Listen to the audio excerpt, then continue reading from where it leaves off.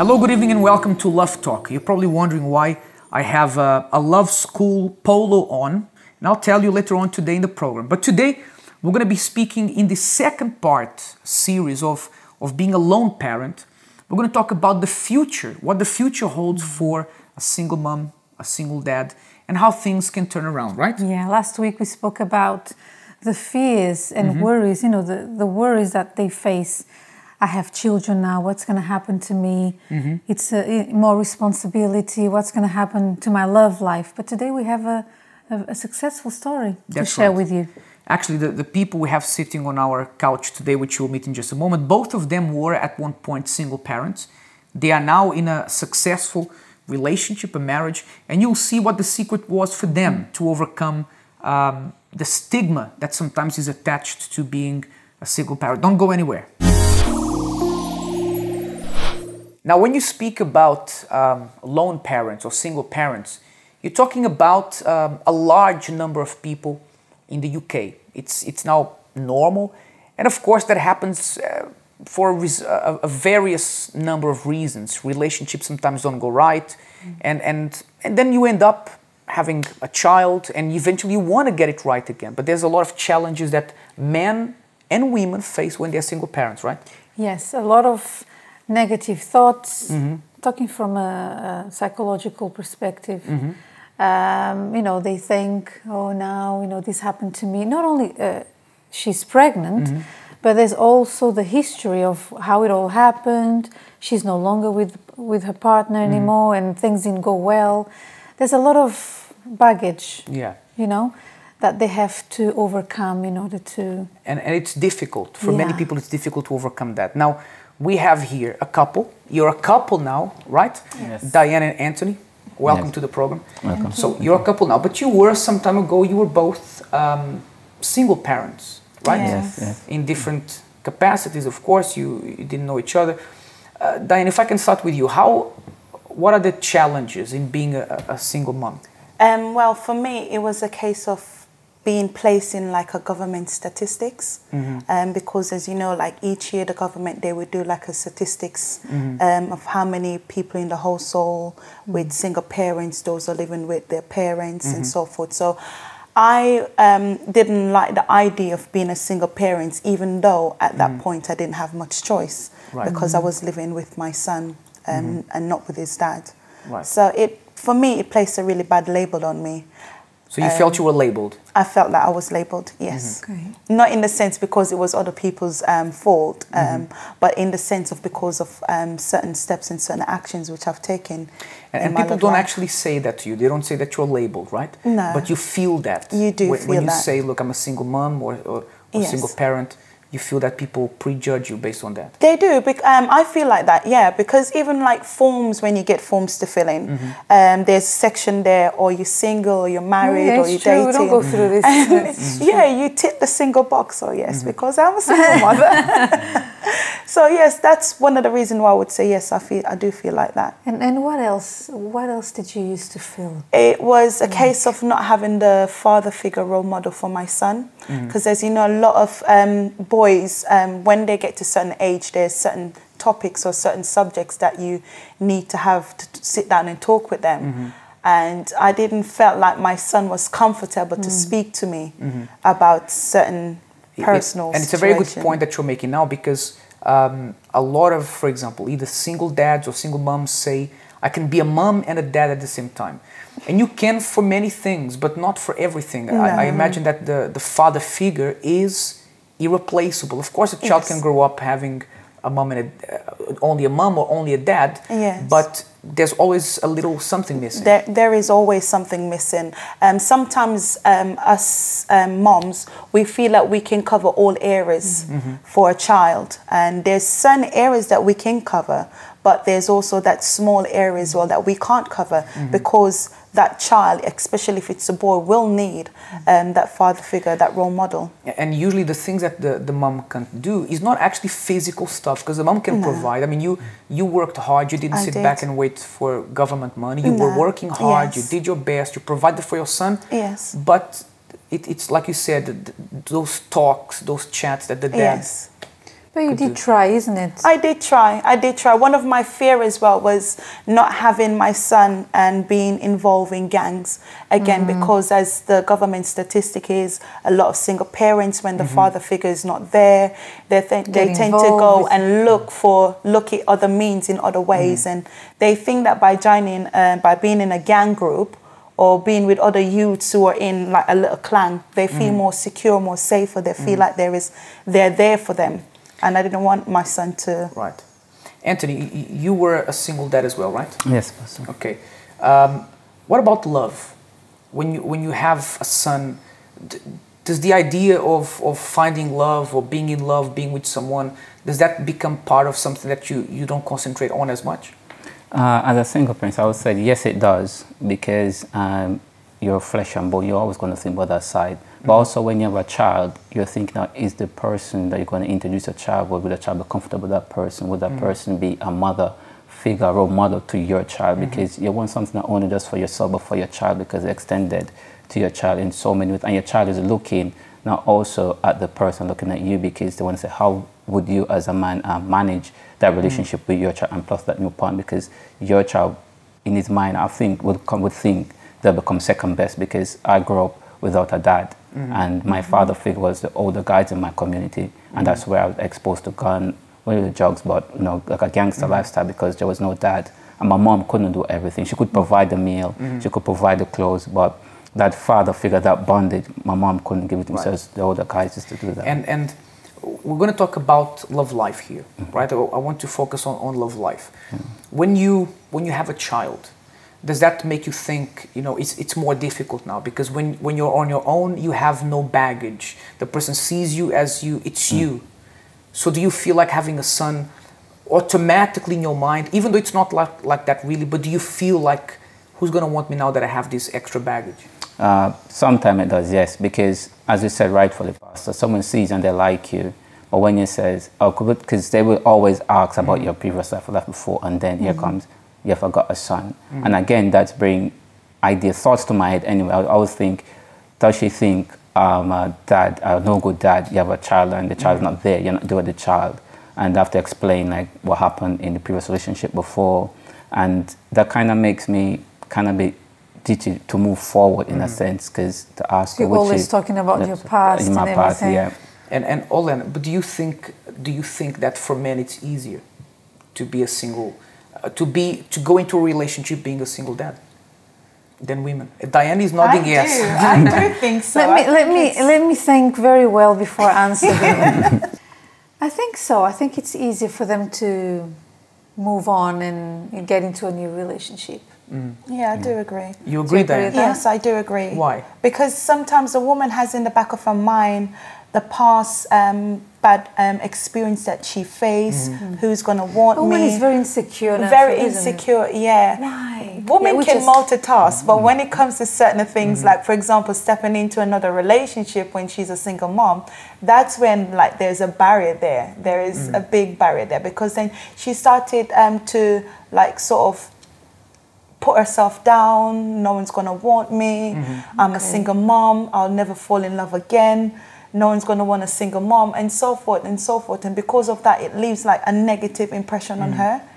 Okay. And I think that's the main point. The main point is, it's not that it's really a reality, that it's more difficult for the woman than the man, but it's something that is on the back of the person's mind, right? Yes. Even if it's subconsciously, but the woman usually thinks, oh, I'm a woman, because the guy makes the first move, right, Anthony? Yes. Although with you, it's not the case. But you'll tell us in a minute. You're going to hear that in a second. He didn't make the first move.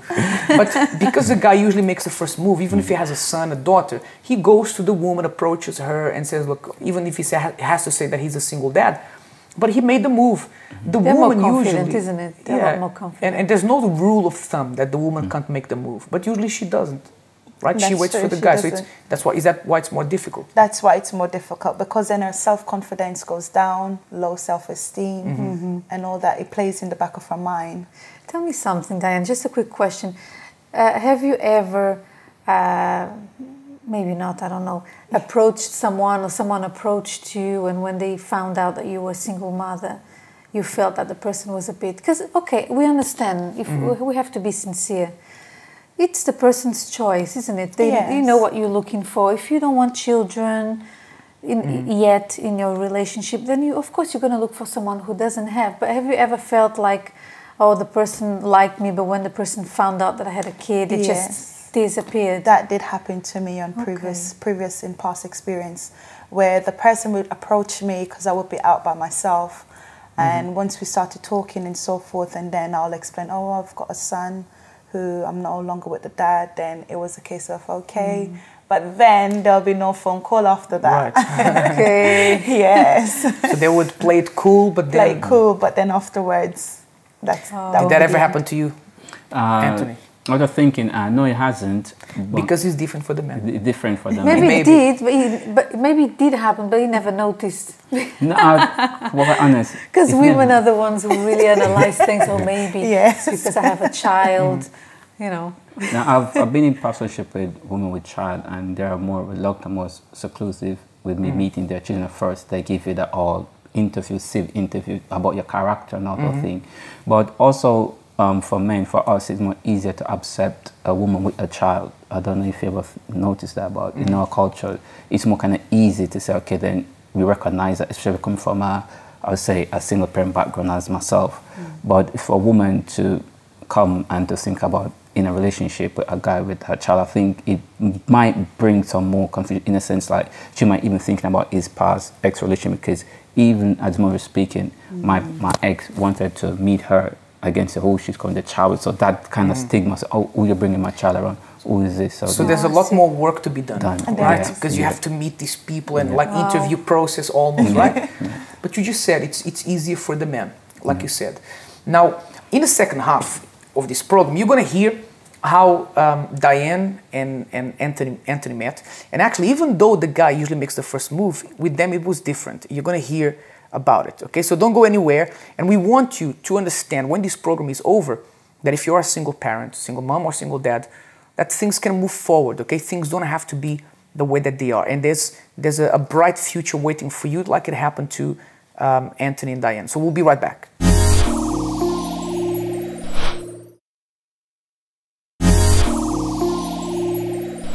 Now we're going to see we're going to hear now a funny story, because the way that Diane and Anthony met is actually quite funny, right? Anthony and Diane, how did you guys meet? We're going to talk about how you met and then who approached who. So who wants to go ahead? I'll start. Okay. It was an initiative of a friend of mine. He gave me a ring and asked me about my love life, and I told him the situation was, and then he told me about Diane. But at first it was kind of, I don't want to, you know, not now, not the time. I was so motivated, you know, for myself, looking about myself, I want to move forward in life. And then he said, what you got to lose? And then I said, okay. Then I said, what I do, pass her my number and think, and from there we take it forward. So, but you met him personally how? It was actually through an event that you guys held for those who were single at the park. It was an opportunity for those who were single that they could take someone with them, sit down and talk, find out about the person to see if the person is compatible with them. So you asked him out? So yes, I took the initiative. I took the initiative and asked Anthony out, which was for me. Thank was God very, for her initiative, right? It was very shocking but bold because it's not something that I would do. Again, like I said earlier on, because of past experience being a single mom. You must have really changed, actually, for you to get where you are now. Yes. Like thinking of a relationship and approaching someone and inviting someone to, you know. I wanted a role model for my son. I didn't want to keep being a single parent. I didn't want to keep having that statistics labeled on me. So now, when you met, the fact that he had a son and she had a son, did that put you off in the beginning? No, it didn't. No, it didn't. No, not at all. For me, it was actually one more point for me because then it was a case of, okay, then I've got a single son, he's got a single son, both of us will be able to understand each other. And did you put that out in the open straight away from the beginning? Straight away from the beginning, yes. So there was nothing hidden. No, that's nothing. Yeah. And that's important, right, Lena? Because some people, some women, some men think, look, let me just get to know him, and then at the end, I hit him with this atomic bomb, right? No, it's not even. It's bad because it shows something really negative about you. First of all, you yourself already see your child as a problem, where you should not see your child as a problem. You should just say with pride, listen, I have a son or I have a daughter. And because you are a more mature woman when you, isn't it? Everything that you go through, you should be proud of you because you raised a human being from, by yourself. You were strong, you provided for your son. Look at you now.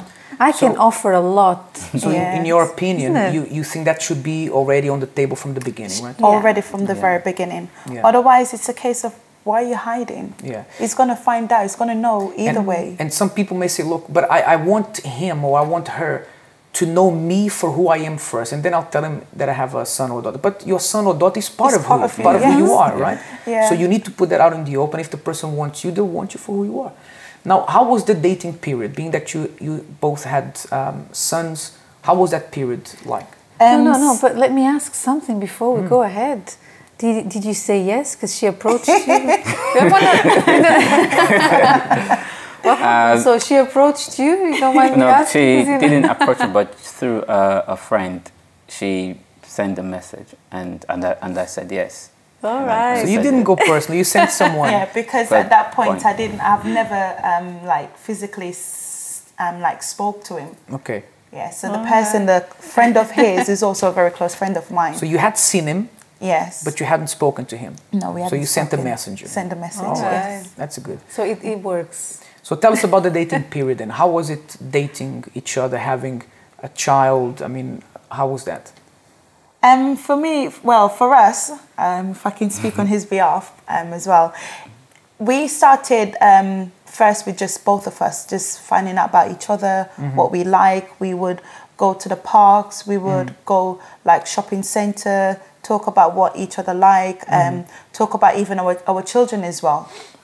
Explain to him what my son is like, what his favorite things, what are his dislikes. He would also speak to me about what his son disliked and what's not a dislike, and so forth. And then by that we would interact with each other. We've even to the point of also bringing our kids as well to the walk with us as well. So then my son could get to know him that I've dated. But before I did that, actually, I sat down with my son. I sat down with him and I explained to him, I talked to him and let him know what was happening.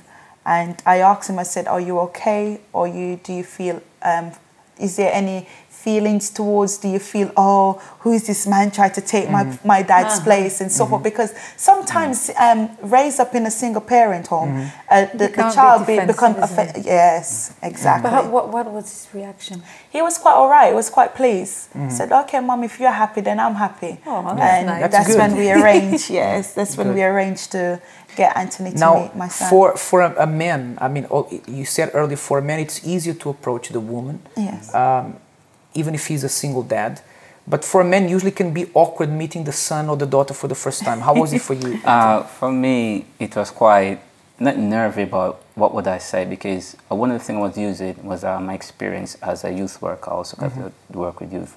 And just to be myself. One thing with young people, they like when you're genuine to them, and they like when you're open, just be honest. Don't try to come across who you're not. Just be open, be straightforward. And the thing I like was football. I know he likes football. He was a sporty person. Also, we have two different clubs. He support Man United, I support Arsenal. So that's how big banter. We are not talking about Arsenal, James. Don't bring that word up because it's when you found out he was an Arsenal fan, you said, this one is a keeper. Right? So you found a common ground. I found a common ground. And as I said, knowing myself as not having a dad around, so I kind of know how to enter there, not by force, but gentleness, try to know him, not try to be too overpowering, but just try to know him slowly by slowly. And one of them was say, even before that, at that event where we went that you guys have held in the park, there were some questionnaires, and that kind of changed my whole attitude. The question I asked wasn't question I would need to ask anyone on a day. I wouldn't ask those questions, and by asking those questions, I've kind of drawn so many background of how their life before, the thing that she go through. I've never heard someone open up before like that in a relationship, even if she just dating someone like that, and it was quite good. And from there, we come to a couple more seminars that you keep, and we went there, and it also changed my mindset. It was like a learning curve, right? Very, very, because one of the things we used to have is about children, and you keep them separate. Instead, like, I love my child more than the partner, and I've been there and said, how can you love the tree, the fruit more than the tree when the tree? So all these things, the mental, like streetwise knowledge was, to me, being there was totally foolishness to what I've been receiving, and that kind of really helped me a lot. And what you said now is important, because the thing is, you see, Len, in this world, there seems to be a school for everything, right? Yeah. There's a school for how to become a hairdresser, how to do hair, how to do makeup, how to train your dog, how to train your cat, how to train your parakeet, everything. There's a school for pretty much everything. Yes. Almost. But there isn't a school for love, where you go and you learn about love. And actually, that's why I'm here wearing the Love School polo. In fact, we're gonna there's an event that's being organized now at the Wembley Arena for the 22nd of September, called the Love School, where the speakers have held this event worldwide, and it's been a success, helping many couples to rebuild their relationships, helping singles as well to learn to have a new mind frame, like Anthony and Dian. They will be also launching their book. They'll be launching their book, Bulletproof Marriage. And we're telling you about it. Why? Because we'll be there, and we'll be backstage recording with them, interviewing them. Out. That's right. And you will see these interviews in the future here in the program as well. But I'll be there. And will you guys be there as well? Yes, for sure. We will already be. grabbed We've got our our tickets. Great. And you know what's good about, if you don't mind, very quickly, about the event, you buy your ticket and you get the book already included in your little goodie bag. I mean, the book is, well, I've read it in a different language, so I know it's a very, very good. Yeah. And would you say that what you've learned about relationships over the period of time you've been attending the seminars, and is this like the foundation to the marriage now? How is your marriage now? It has been a foundation for our marriage, to be honest. You're married for how long? We've been married now for just a little over a month now. A month. They're on honeymoon. But I know for sure that if it wasn't some of the tips that we've learned from the seminar, even if we had started a relationship, we wouldn't have even progressed. Even though it's only been just a little over a month, we still wouldn't have progressed to the level that we are in our love life. Tell me something. Can I just tell me something that you learned? I know you've heard many things while attending the seminars, but tell me something that you learned that really, really helped you. One of the things that I learned for me was not being selfish. Okay. Not being selfish, but putting the needs of your partner first before yours. And for me, that really helped a lot, especially coming from being a single background, being on my own. Everything was always about me. I was doing things for me. Apart from my son, you were very independent. I was very independent, doing everything on my own, doing my shopping, doing the cooking, not having to depend on someone, managing everything. Exactly. 21. But one of the things through the seminar that you guys had, that taught me not to be selfish and not to just look for my own needs or look for my own self, but to put my partner's first. So I think we can summarize, for if the person who's watching us now is a single dad, a single mom, one of the most important things in knowing that you're going to find a relationship and being happy, one of the most important things is remove the stigma from your mind, right? That the fact that you have a child or children will impede you from being happy, because that's not the case. But also, something very important is for you to be sincere and straightforward from the beginning. Yes. It's something that would strengthen the relationship between you and your partner even more. It's something that would it's what starts the foundation, basically, of the relationship. That's good. And not just only for the partners in there, but also if they've got children, the children that's going to be involved in that relationship as well, because it's going to be open up now as a family. Yeah. So what we wanted to do through this program, for you who are watching us now, is that we're not patronizing single parents and say, or telling you things you want to hear, or saying that your situation is a lost case. And it's not what we're saying at all. Actually, we're saying completely the opposite. Even though some people feel like we were saying now, what we're saying is that the important thing for you to move on and find love and find a happy relationship is for you to understand that, first of all, you need to remove whatever label that you think you have on you. Even if no one put that label on you, but maybe you've been putting that label on yourself, okay? And remove the kind of thoughts that you used to have that because you're a single parent, this makes it more difficult. Not necessarily, because there are plenty of Anthonys out there who may be single parents themselves, who are looking for the right person independently if that right person has a child or not. And that's the important thing. We would say that for you to be able to move on being a single parent and having a happy relationship is remove the stigma, remove the label, and be honest. Be straightforward in any relationship that you're going to have from the beginning. And remember, a label and a stigma is not just something that people put on you. Sometimes you label yourself. You put that stigma on yourself, and sometimes you can become your own worst enemy. Never let that happen. Do not be your worst enemy in terms of your relationship. Okay? That's all we have time for. I'd like to thank Anthony and Diane for being here. Thanks for sharing a story with us. And thanks for having us. And remember, remove the label, remove the stigma, and be sincere. And don't worry, sooner or later, in a very short space of time, something's going to happen that will change your love life permanently. Okay? Until next time, have a wonderful night.